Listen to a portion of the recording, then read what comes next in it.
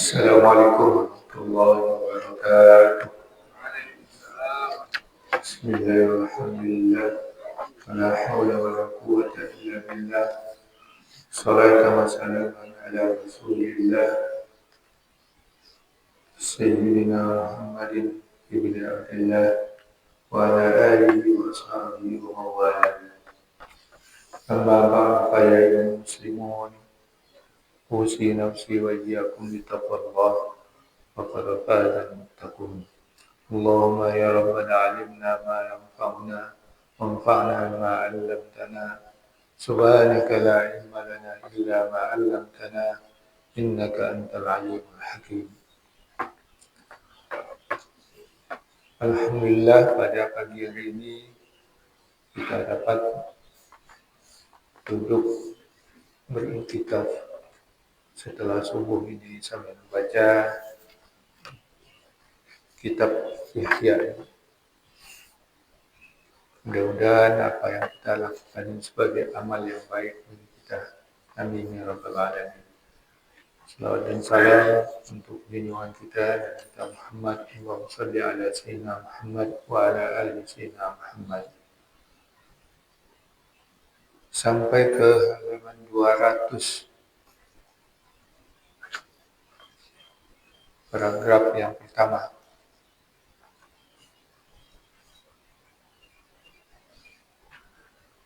Bismillahirrahmanirrahim.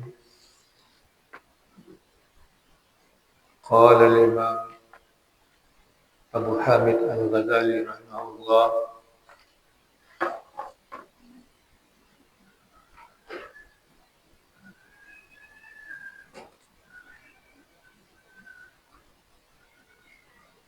wa hikayat ahwal tumi'u ila hafawatin aw musahalat yaqsuru fahmal awami an darki ma'aniha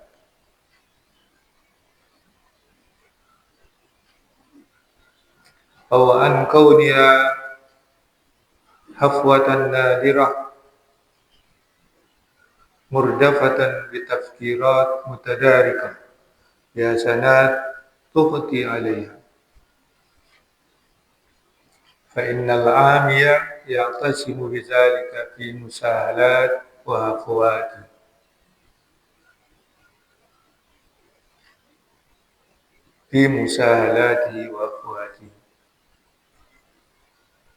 dan hikayat ahwal seperti ustur, mitos-mitos itu memberi isyarat kepada hafwat,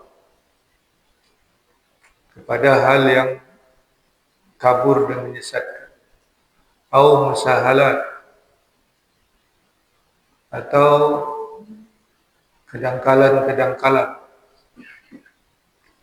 yang yaksuru fahmal awal, yang pemahaman orang awam pendek atau tidak sampai andar kimaaniha, dari mendapatkan maknanya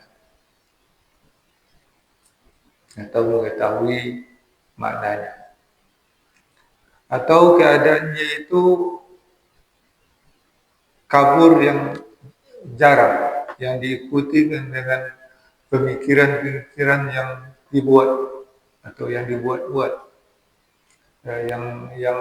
yang didapatkan bihasanat, ya, dengan kebaikan-kebaikan yang menutup atasnya, yang hafwah. Maka sesungguhnya orang awam akan berpegang dengan demikian dalam kedangkalannya dan dalam kekaburannya dan dalam penyesatannya. Wa yamhadul nafsi udhran fihi, dan dia memulai atau menyiapkan dirinya sebagai hal yang dimaafkan padanya. Ya. wa yahtajju bi annahu hukiya kita wa kita an ba'dil masyayikh wa ba'dil akabir. Dan dia berhujjah atau berdalil bahwa itu dihikayatkan itu dan ini dari sebagian syekh dan orang-orang ulama senior. Fakulluna bisadadil ma'asi, maka semua kita berarti berada di hadapan kemaksiatan. Dan apa lacur ya. Jika kita in asaita Allah Ta'ala faqad asahu man huwa akbar minni. In asaitu Allah Ta'ala faqad asahu man huwa akbar minni. Jika aku mendurhakai Allah, maka orang-orang yang lebih besar dariku telah mendurhakai Allah juga. Wa yufidu zalika jur'atan ala Allah Ta'ala min haitsu la yadri. Dan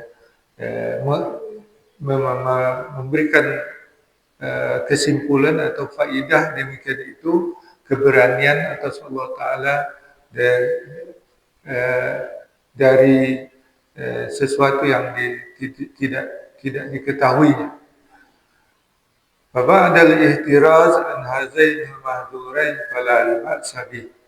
Maka setelah memelihara diri dari kedua yang diingatkan ini atau yang diawasi ini, maka tidaklah mengapa atasnya. Ini adalah sambungan daripada pergeseran makna majlis tazkir atau majlis taklim, zikir-zikir kepada makna yang lain yang diisi dengan hikayat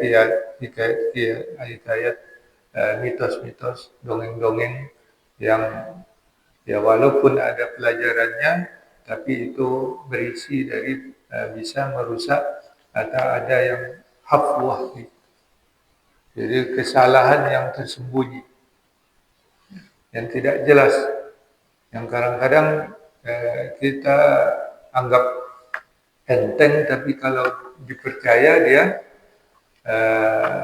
akan menyesatkan. Wa musahalat, satu yang dangkal, yang permukaan sehingga mudah dilihat, mudah dipahami.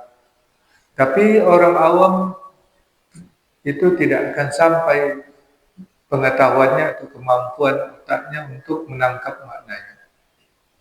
Tidak bisa membedakan mana yang benar, mana yang salah. Ya. Jadi kesalahan, mungkin ada yang kesalahan yang jarang terjadi, ya, yang diiringan dengan pemikiran yang nampaknya dari luar baik, itu menutupi kesalahan-kesalahan itu, ya, dalam kisah-kisah itu. Kalau itu dimuat materi-materi itu dalam majelis tazkir, maka orang awam akan berpegang kepada hal-hal yang dangkalnya itu dan kepada kesalahan-kesalahan yang tersembunyi. Maka dia menganggap bahwa itu dimaafkan bagi dirinya, tidak masalah. Dan dia juga berhujjah bahwa hikayat-hikayat yang diceritakan itu sumbernya adalah al-masyayikh, para syekh, ya, syekh-syekh majelis zikir yang menyampaikan cerita-cerita, dongeng-dongeng, ya, mitos-mitos, ya. Itu kalau itu terjadi, maka kita akan berhadapan atau berada di lingkar kemaksiatan. Ya, alasannya ya, orang-orang yang menerima hal yang seperti itu, ya kalau itu mendurhakai Allah, maka berarti masyayikh tadi, para syekh dan orang ulama-ulama senior tadi juga itu juga bermaksiat kepada Allah Taala. Nah itu eh, yang itu sebagai hal yang keberanian atas Allah Taala di dalam ketidaktahuannya. Ya. Tetapi kalau hal-hal yang seperti itu dihilangkan, hal-hal yang berupa hafwah dari kesalahan-kesalahan yang tersembunyi yang bisa menyesatkan, dan hal-hal yang dangkal-dangkal yang bicara pada kulit-kulitnya, dan itu bisa dihindarkan, maka cerita atau kisah itu tidak masalah. Wa inda zalika yarji'u ila al-qasasil mahmudah wa ila ma yashtamilu alaihi al-Quran. Dan ketika itu, kalau yang hafwah dan musahalatnya dihindari, maka itu berarti kembali kepada kisah-kisah yang terpuji, kisah-kisah yang positif. Ya, wa ila ma yashtamilu alaihi al-Quran, dan kepada apa yang dikandung oleh Al-Quran. Ya, jadi kisah-kisah Al-Quran dan kisah-kisah yang terpuji lainnya yang bersih daripada mitos-mitos atau legenda-legenda yang menyesatkan. Wa yasihu fil kutubis sahih min al-akhbar, dan ada dalam kitab-kitab sahih dari hadis-hadis yang sah, yang sahih. Ya, itu cerita-cerita yang disampaikan oleh Rasulullah SAW dalam hadis-hadis. Ya, berupa, ya, dalam hadis-hadis itu ada juga yang berupa keajaiban ya, sebagai tanda kekuasaan Allah yang terjadi pada umat-umat terdahulu. Itu tidak masalah kalau diceritakan. Seperti kisah orang yang terjebak dalam gua, 3 orang laki-laki yang terjebak dalam gua. Itu adalah kisah-kisah yang disampaikan oleh Rasulullah, yang tertuang dalam hadis-hadis yang sahih.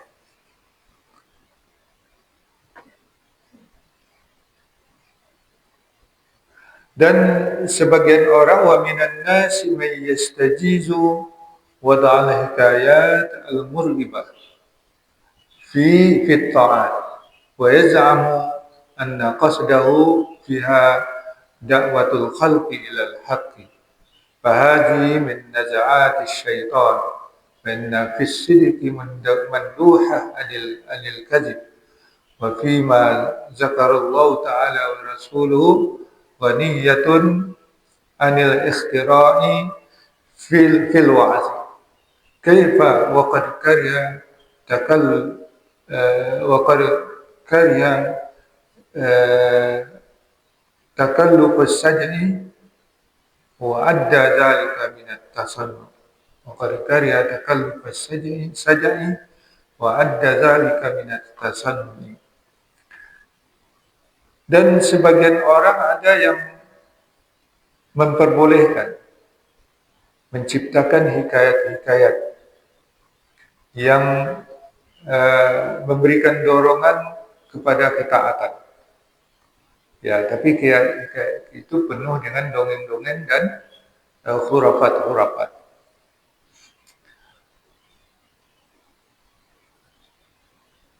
Tapi itu dorongan kepada berbuat taat. Dan dia yakin, wa yaz'amu, dan dia menyangka atau yakin bahwa maksudnya pada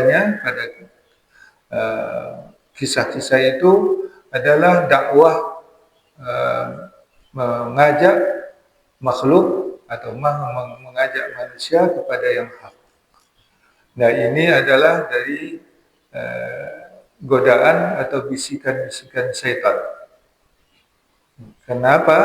fa inna fis sidqi manduhatun 'anil kadhib, manduhatan 'anil kadhib.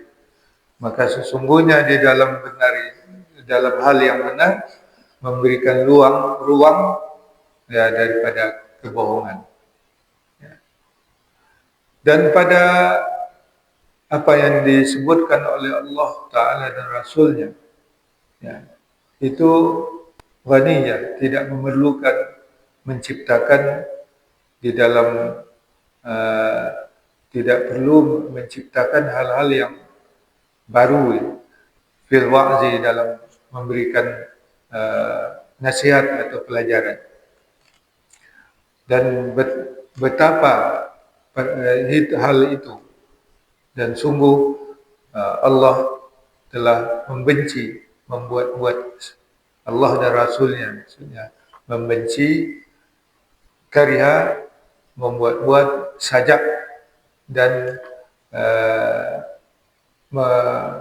memasukkan hal yang demikian itu termasuk minat tasannu, yaitu mengada-ngada, membuat-buat.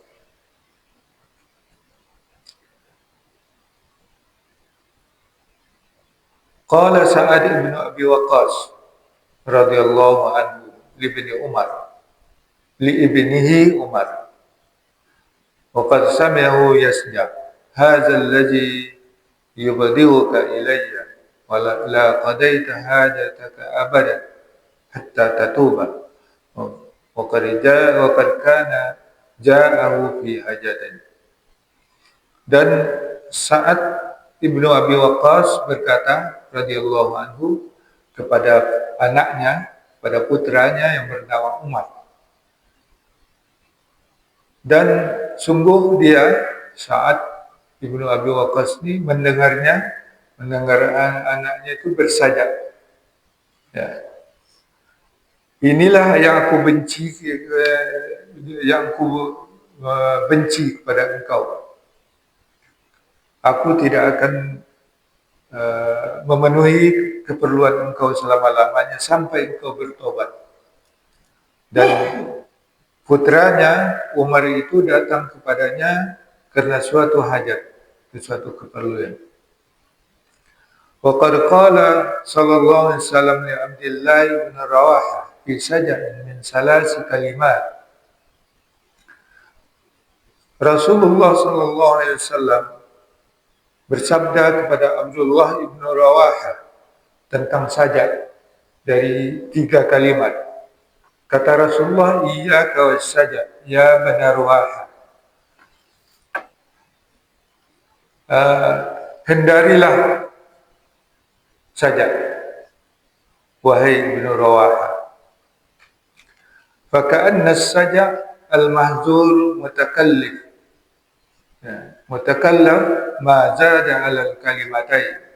Maka seolah-olah sajak yang dilarang itu, yang diawasi darinya itu, yang diwanti-wanti adalah yang dibuat-buat yang lebih dari 2 kalimat. Wa kadzalika lamma qala ar-rajulu fi diyatil janin. Dan seperti demikian juga ya sabda Rasulullah SAW tatkala seorang laki-laki bersajak tentang diat janin, yaitu bayi yang dalam rahim. Apa sajaknya itu? Kaifa nudiya man la syaraba wala akal wala saha wala istahalla wa mislu zalika yatil. Nah, itu sajak yang diucapkan oleh orang itu. Bagaimana pula ditebus dari orang yang tidak minum dan tidak makan dan tidak berteriak dan tidak menjerit, dan semikian juga diatnya adalah sia-sia.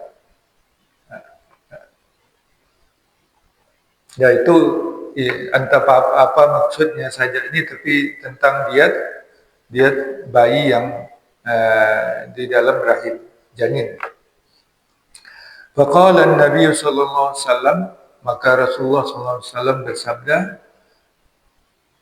asaj'u kasaj'il a'rab, apakah itu sajak seperti sajak orang-orang Arab Badui? Ya, itu pertanyaan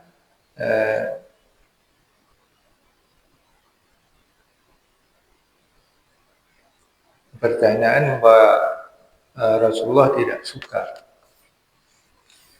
Nah, mengenai sajak ini,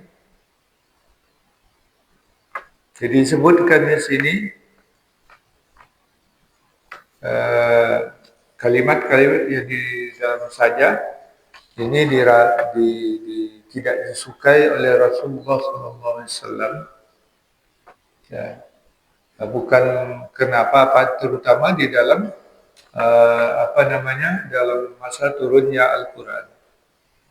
Karena di masa turunnya Al-Quran itu tidak ada boleh orang mencipta ya, yang nanti membuat orang keliru apakah itu ayat Al-Quran atau tidak. Karena Al-Quran bersajak. Ya. Nah itu sampai pun menulis kata-kata Rasulullah dilarang oleh Rasulullah SAW. La taktubu anni wa man katabahu falyamhu. Janganlah kamu menulis sesuatu yang kamu dapat dari berupa kata-kata Rasulullah SAW. Jadi melarang menulis hadis. Maka siapa yang sudah menulisnya maka hendaklah hapus. Nah itu tujuannya supaya nanti kalau ada catatan dari kalimat-kalimat Rasulullah ditulis pada lembaran-lembaran sama dengan tulisan Al-Quran, itu bisa menjadi keliru. Ya. Demikian juga sajak, sahabat-sahabat dilarang bersajak. Ya tentu setelah sesudah zaman Rasulullah tidak ada lagi Quran turun tentu. Jadi ini konteksnya sajak ini supaya tidak keliru. Ya. Karena ada juga para sahabat yang memasukkan doa-doa bersajak itu menjadi Al-Quran. Termasuk dalam ayat-ayat Al-Quran. Contoh apa?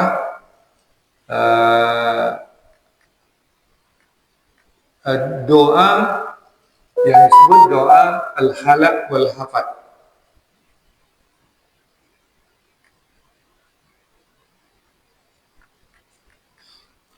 Ya. Doa al-halaq wal hafat. Itu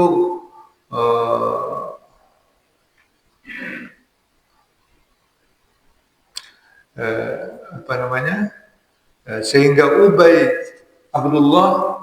Ubay bin Ka'ab, seorang sahabat Nabi, memasukkannya salah satu surat dari surat Al-Quran. Apa doa al-hafat? Doa al-halaq, seperti disebut surat al-halaq. Ya. Allahumma inna nasta'inuka wa nastaghfiruka wa nusanni alaik al-khairu kullu wa nashkuru wa la nakfuru wa nakhlaq wa natruk man la yafjur. Ya, itu disebut surat al-halaq. Kalau doa al-hafat atau surat al-hafat, Allahumma iyyaka na'budu wa laka nusalli wa nasjud wa ilayka nas'a wa nahfad wa nahfid wa narju rahmataka wa nakhsha azabak inna azaba bil kuffari mulhid. Nah itu doa-doa bersajak sehingga sahabat Ubay bin Ka'ab memasukkannya kepada surat-surat Al-Quran. Ya, dia karena itu mirip dengan Al-Quran. Tetapi setelah dicek ulang oleh Zaid bin Sabit, tidak ada yang mencatat doa ini sebagai ayat-ayat Al-Quran. Jadi catatan tertulisnya tidak ada. Karena Zaid bin Sabit ketika mengumpulkan kembali ayat-ayat Al-Quran itu dari sahabat-sahabat yang terpencar-terpencar, ada yang hafal saja, tidak punya tulisan. Perlu ada 2 saksi. Ada 2 sahabat lain yang sama hafalannya dengan dia. Baru dimasukkan. Kemudian syarat yang kedua, ada tulisannya. Tertulis, dia ditulis oleh seorang sahabat. Dicari tulisan-tulisannya. Kalau ketemu, masuk. Nah, ini yang ini tidak. Ya, sebab Al-Quran itu sajaknya indah. Yang untuk mengalahkan sajak-sajak orang-orang jahiliyah. Ya. Seperti fala uqsimu bil khunnas al jawaril khunnas wal laili idza as'as was subhi idza tanaffas. Itu saja.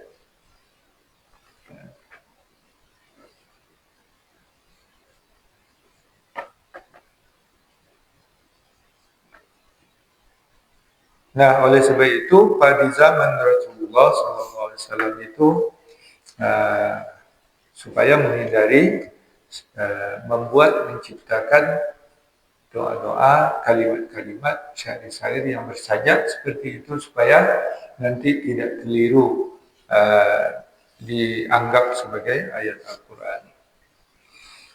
Itulah hikmahnya oleh Imam Al-Ghazali sini, ya, karena Rasulullah tidak menyukai sajak, ya, mungkin bisa dianggap menjadi menandingi Al-Quran, maka di dalam majlis-majlis zikir tidak sepantasnya juga kita menggunakan kalimat-kalimat bersajak.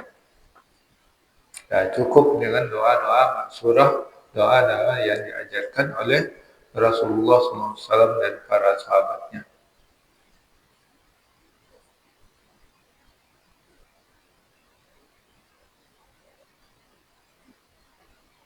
Nah, itulah yang kandungan dari fakrah ini. Jadi majelis taklim atau majelis tazkir, majelis zikir mestinya diisi dengan hal-hal yang positif, yang mendorong kita kepada hal yang kebenaran, ya, bersihkan daripada segala mitos, legenda, khurafat, ya, supaya kecuali yang memang ada dalilnya atau ada datang beritanya dalam hadis-hadis Rasulullah SAW. Wallahu a'lam. Silakan kalau ada yang. Ya. Rasulullah itu larang menuliskan yang masuk hadis. Ya. Padahal hadis itu ribuan banyaknya. Abu Hurairah itu lebih dari 5 hadis yang diriwayatkan. Gimana bisa dia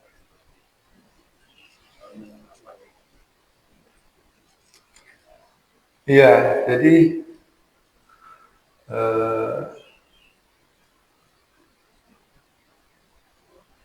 melalui ingatan hadis-hadis itu diriwayatkan melalui ingatan para sahabat. Ada juga sebetulnya yang menulis, tapi di lembaran-lembaran yang tidak campur dengan lembaran ayat-ayat Al-Quran. Tapi memang tidak banyak. Ya. Jadi sudah ada tulisan-tulisan hadis mengenai hadis itu sahabat-sahabat yang menulisnya. Tapi mungkin itu yang sudah terlanjur sebelum dilarang oleh Rasulullah SAW. Jadi para sahabat, karena memang tradisi orang Arab itu, tradisi Badui itu kan status sosialnya itu kuatnya hafalan. Ya. Oleh sebab itu tidak berkembang masalah tulis baca ini. Yang pernah saya katakan bahwa di zaman jahiliyah itu ada Abul Farad Al-Asbihani hanya mengatakan di zaman jahiliyah itu ada 17 orang saja yang pandai baca tulis, dan itu umumnya itu apa namanya, orang-orang terkemuka lah. Dan itu pun tulisan itu bukan untuk menulis seperti sekarang, hanya untuk mencatat utang piutang itu saja. Jadi mencatat utang piutang itu sudah menjadi tradisi sejak zaman jahiliyah. Ya. Maka itu juga dilestarikan supaya utang piutang itu dicatat. Yang kedua, untuk membuat jimat. Itu gunanya tulisan. Pergi yang ke tempat, karena tulisan itu dipercaya memiliki kekuatan. Maka dikombinasilah huruf-huruf itu menjadi disebut rajah. Kombinasi huruf-huruf, entah huruf apa gitu katanya, itu akan memiliki kekuatan. Apakah itu pemanis? Pemanis itu apa?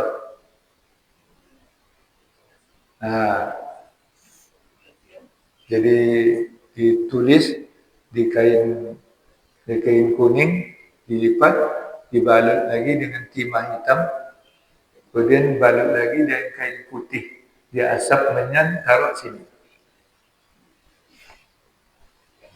Itu huruf-huruf. Jadi ketika huruf-huruf itu digunakan sebagai alat atau media itu. Ada yang untuk kebal, tahan senjata. Ada yang untuk itu tadi, pemanis itu tadi, menarik pasangan. Kalau dipakai itu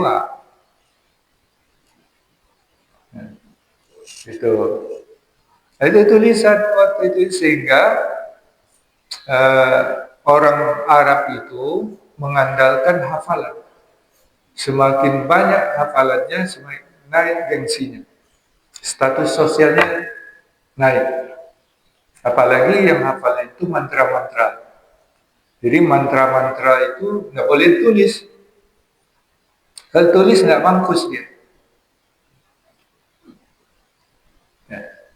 Harus dihafal. Jadi banyak hafalan mereka. Itu masyarakat Arab itu sudah terbiasa menghafal. Makanya mudah bagi mereka menghafal Al-Quran itu. Nah, dari bacaan sahabat, dari tulisan-tulisan yang ada itu dihimpun. Maka itu secara ketat diseleksi betul tulisan Al-Quran dan yang bukan Al-Quran oleh para sahabat. Supaya tidak masuk yang bukan Al-Quran. Kalau enggak, ya. Nah, hadis tidak ditulis. Sahabat itu daya ingatnya kuat. Ya tentu yang tidak semua sahabat. Itu sahabat-sahabat yang sedikit meriwayatkannya itu kena sedikit hafalannya, atau dia umurnya tidak lama setelah Rasulullah wafat, dia sedikit juga meriwayatkan hadis, atau yang tidak banyak menghafalnya. Abu Hurairah termasuk yang banyak menghafal, dan dia hidup setelah wafatnya Rasulullah itu relatif lebih lama, yaitu Abu Hurairah, Aisyah, kemudian Ibnu Abbas, kemudian Abu Hurairah tadi. Ya, itu Anas bin Malik. Adalah sahabat-sahabat yang berumur panjang ketika zaman tabi'in, mereka bertanya kepada tokoh-tokoh sahabat yang masih ada. Jadi semakin banyak mereka bertanya, tentu semakin banyak yang dikeluarkan cerita-cerita, berita-berita dari sabda Rasulullah SAW. Nah, kalau Al-Quran ini kan ada masa-masanya Rasulullah mencek apa yang ditulis oleh sahabat. Jadi ceknya itu boleh dikatakan sama dengan yang dibuat oleh Allah. Tulisan tidak dicek oleh Rasulullah SAW. Jibril mencek hafalan Nabi sekali dalam setahun, dalam bulan Ramadan. Seperti hadis yang mungkin minggu kemarin ya, minggu yang lalu. Tapi tulisan ya tidak di, tapi hafalan ya kadang-kadang Rasulullah SAW ingin mendengarkan bacaan-bacaan dari para sahabat. Hadis Tapi itu apakah persis seperti yang diucapkan Rasulullah atau ada perubahan? nah karena itulah karena berdasarkan pendengaran itu makanya berbeda-beda. Kemudian momennya berbeda-beda, sahabat-sahabat yang mendengar pun berbeda-beda. Satu momen ini Rasulullah bersabda atau disaksikan oleh para sahabat Rasulullah SAW kemudian diceritakan. Pada momen lain mungkin sahabat yang lain. Ya, pada satu momen saja itu tidak ada yang seragam. Nah, karena itulah terjadi perbedaan pendapat. Karena berbeda-bedanya. Sedang kita aja kalau ini saya pesan bisi, pesan berantai. Bisi ini sampai di sini nanti sudah berubah. Nah, begitulah kira-kira karena itu riwayat dari Rasulullah SAW sampaikan kepada muridnya oleh para sahabat, para tabiin menyampaikan tabiin dan itu kan sama dengan pesan berantai. Baru di hadis itu dikumpulkan di zaman Khalifah Umar bin Abdul Aziz di Imam Az-Zuhri. Nah, mulailah hadis itu dikumpul menjadi Imam Malik, kemudian juga menghimpun hadis ditulis oleh murid-muridnya yang disebut Al-Muwatta. Al-Muwatta Imam Malik. Itu kitab hadis pertama yang merupakan kitab. Di zaman Az-Zuhri sudah ada himpunan hadis-hadis. Itu di zaman Khalifah Umar bin Abdul Aziz. Kemudian Imam Asy-Syafi'i murid dari Imam Malik juga menuliskan hadis. Disebut Musnad Imam Asy-Syafi'i. Kemudian muncullah himpunan hadis-hadis ya. Jadi muncul generasi Imam Al-Bukhari, ya, Muslim, Abu Daud, An-Nasai dan seterusnya yang nanti melahirkan kitab-kitab hadis. Nah, seperti itu. Nah, oleh sebab itu hadis itu ada yang mutawatir, ada yang masyhur, ada yang ahad. Ya. Yang mutawatir itu yang rawinya itu yang menceritakannya itu orang banyak, seragam semuanya, dari generasi ke generasi. Tidak mungkin mereka berbohong. Nah, itu namanya mutawatir. Itu hadis yang paling kuat. Ya. Kemudian masyhur, ramai juga periwayatnya, tapi ada satu generasi yang sedikit. Tidak sampai kepada jamaah yang tidak mungkin berdusta. Ya, tapi orang-orang yang meriwayatnya itu tetap orang-orang yang terpercaya. Nah, itu hadis masyhur.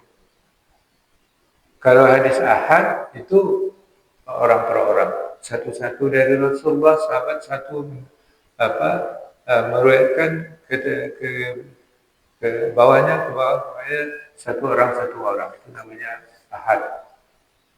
Ya, kalau rangkaian yang menceritakan orang-orang terpercaya disebut sahih.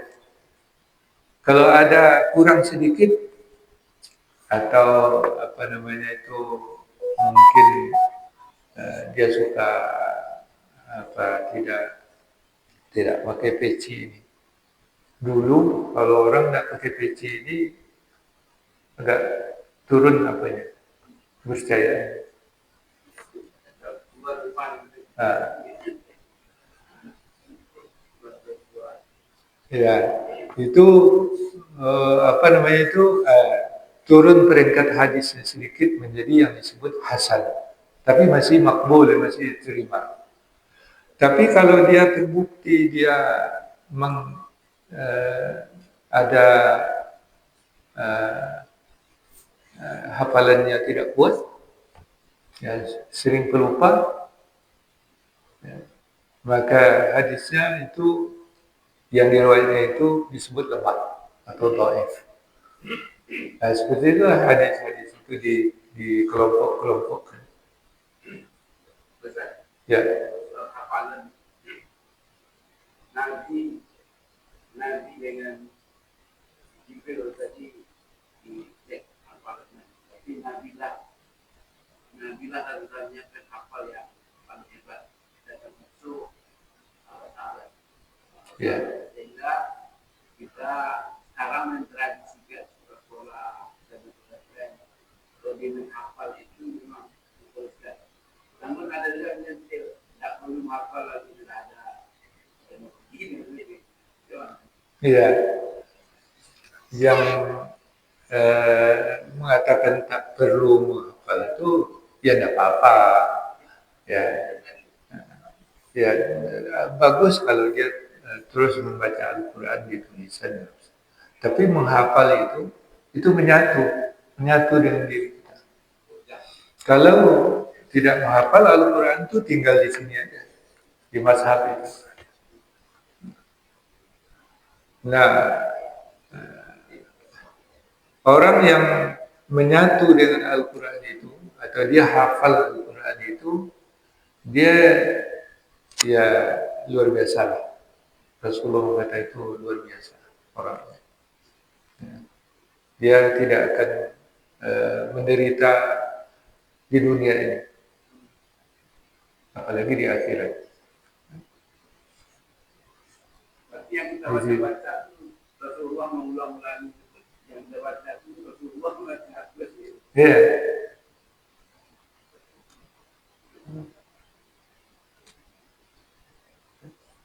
Rasulullah itu juga diberi kekuatan daya hafal yang atau daya ingat yang kuat.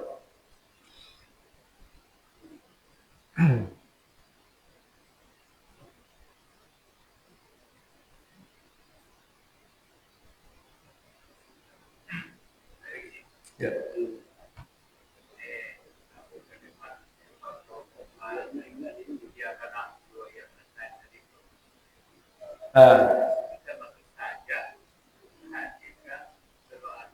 Hadis itu hadis. Jadi para sahabat sepakat itu tidak memasukkannya ke dalam teks Al-Quran karena tidak ditemukan saksi tertulisnya kecuali Ubay bin Ka'ab.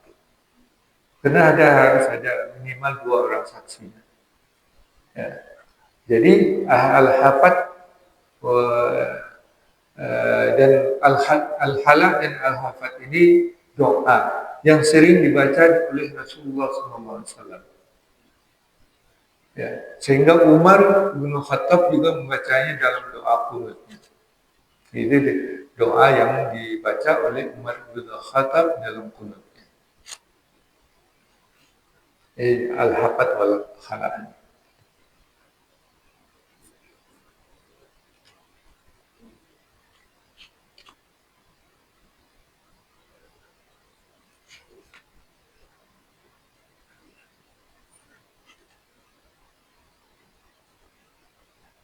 Ya. Habis kita cukupkan, mudah-mudahan ada manfaatnya kita dan menambah ilmu kita supaya majelis zikir, majelis taklim atau tazkir ini dapat kita isi dengan hal-hal yang positif dan jauh daripada hal-hal yang negatif yang bisa merusak akidah kita. Wallahu a'lam bissawab. Subhanakallah wa bihamdika asyhadu an la ilaha illa anta astaghfiruka wa atubu ilaik. Wallahu waliyut taufiq wal ridha wal hidayah wal afu minkum. Wassalamualaikum warahmatullahi